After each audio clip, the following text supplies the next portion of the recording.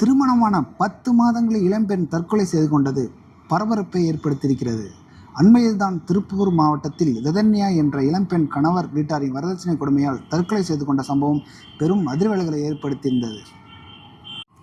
இந்த நிலையில் திருப்பூர் பகுதியில் மீண்டும் இது போன்ற ஒரு சம்பவம் நிகழ்ந்திருப்பது பெரும் பரபரப்பை ஏற்படுத்தியிருக்கிறது.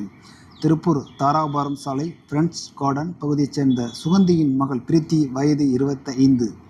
இவருக்கும் ஈரோடு மாவட்டத்தைச் சேர்ந்த சதீஸ்வரன் என்ற 28 வயது இளைஞனுக்கும் கடந்த ஆண்டு செப்டம்பர் 15ஆம் தேதி அன்று திருமணம் செய்து வைத்தனர்.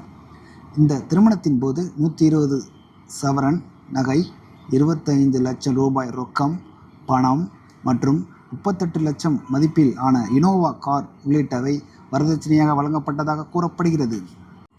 இருப்பினும் திருமணத்திற்கு பிறகு சதீஸ்வரன் அவரது குடும்பத்தினரும் தொடர்ந்து கூடுதல் பணம் கேட்டு பிரீத்தியை மன உளைச்சலுக்கு உள்ளாக்கி வந்ததாக கூறப்படுகிறது.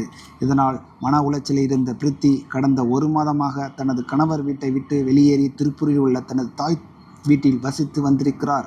ஆனால் சதீஸ்வரன் மற்றும் அவர் குடும்பத்தினர் தொடர்ந்து பணம் குறித்து பிரீத்தியிடம் தொலைபேசியில் பேசி மன அழுத்தத்தை ஏற்படுத்தியதாக கூறப்படுகிறது. ஆகஸ்ட் 5ஆம் தேதி மாலை தனது தாய் வீட்டில் யாரும் இல்லாத நேரத்தில் தூக்கிட்டு தற்கொலை செய்து கொண்டார் பிரீத்தி. இந்த சம்பவம் குறித்து நல்லூர் காவல்துறையினர் வழக்கு பதிவு செய்து விசாரணை மேற்கொண்டு வருகின்றனர். திருமணமாகி 10 மாதங்களில் இளம்பெண் தற்கொலை செய்து கொண்டு இருப்பதால் ஆர்டிஓ விசாரணையும் தொடங்கப்பட்டுள்ளது. பிரீத்தியின் உடல் திருப்பூர் அரசு மருத்துவக் கல்லூரி மருத்துவமனையில் உடல் கூராய்வுக்காக அனுப்பப்பட்ட உடல் கூராய்வு முடிந்தது.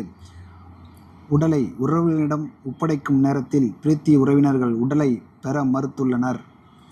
திருப்பூர் மாநகர காவல் ஆணையர் ராஜேந்திரனை முற்றுகையிட்ட சதீஸ்வரன் மற்றும் அவரது பெற்றோர் மற்றும் உறவினர்கள் மீது உடனடியாக நடவடிக்கை எடுக்க வேண்டும் என கோரி போராட்டத்தில் ஈடுபட்டனர்.